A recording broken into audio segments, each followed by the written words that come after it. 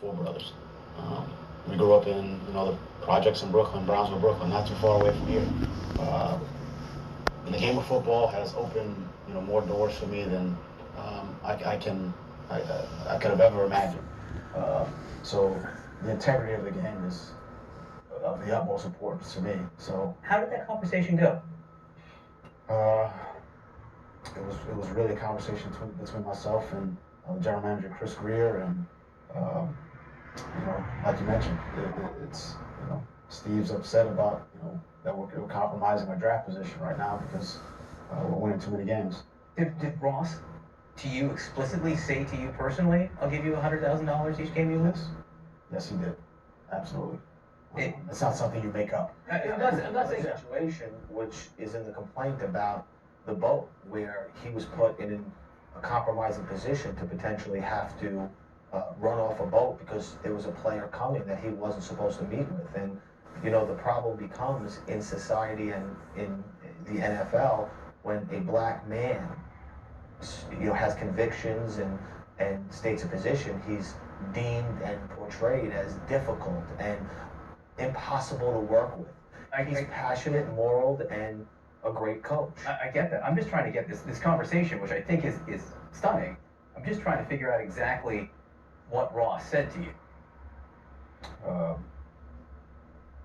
There were several conversations about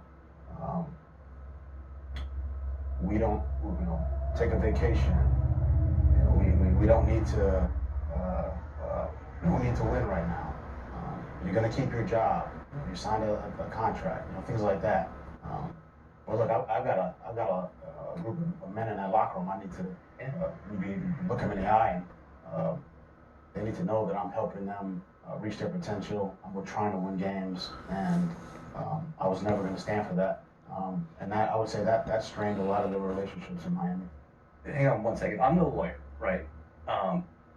But is it even legal? I mean, have you been contacted by authorities or investigators yet? If an owner is offering to pay a coach to lose, how can that even be legal? Well, he didn't listen to the directive, but the attempt at doing it definitely has some legal implications, and so we're going to prove that if this case continues to go.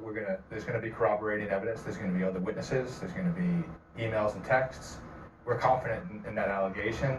As Brian said, you just don't make that up, right? Yeah. If he's it's a race case, right? So if he's gonna make something up, he's gonna say Stephen Ross called me the N-word, right? Like that's what he's gonna make up. He's not gonna make something up like any contact yet from investigators, authorities, or any legal contacts yet based on even if they had contacted me, I wouldn't be able to share that with you. So not to dodge your question, but I wouldn't be able to answer it. And you think your refusal, Yeah. to be paid to lose, and your refusal to allegedly tamper with players when it wasn't allowed by the rules, you think that contributed to you being fired? Absolutely, 100%. I think that strained a lot of the relationships, and not necessarily in the building. And I implore people to, talk to the people in the Miami Dolphins building, the cafeteria people, the security people, the people who work the fields, the people, the medical staff, the player development. I mean, I think, from a culture standpoint and from a relationship standpoint, I go out of my way to try to make people feel appreciated. And that was certainly the case. And I'm looking forward to hearing those people to speak about their relationship. And there was an article in one of the Florida papers after you were fired saying, he was fired because he was uncooperative, right? What did that sound like to you? It sounded like a smear campaign. That's what it sounded like. And the one thing that's I don't want to say the one thing, but my character integrity is important to me. And having my character attacked, that hurt. More than anything. Can I just say, not only are people going to come and support Brian, but I just want to make a plea, because there's so many other black qualified coaches at all different levels in the NFL. And hopefully Brian has made a change so they can now come forward and support and vindicate their rights. We've got a couple minutes left, so rapid fire here. Any other coaches signed up to this lawsuit yet? Not yet, but there will be. We're in contact with people who have reached out to us, expressing similarities which we know exist, and a desire to come on board and follow Brian's lead. The difficulty in this lawsuit you acknowledge. First of all, everyone can see that this issue exists in the NFL. The NFL acknowledges this issue. The numbers speak for themselves. The difficulty in your suit is proving that Coach Flores here was fired or is not being hired because of race, correct? I don't think that's going to be difficult. I'll use a basketball metaphor. I think it's a slam dunk, actually. Don't forget, I mean, he was a head coach.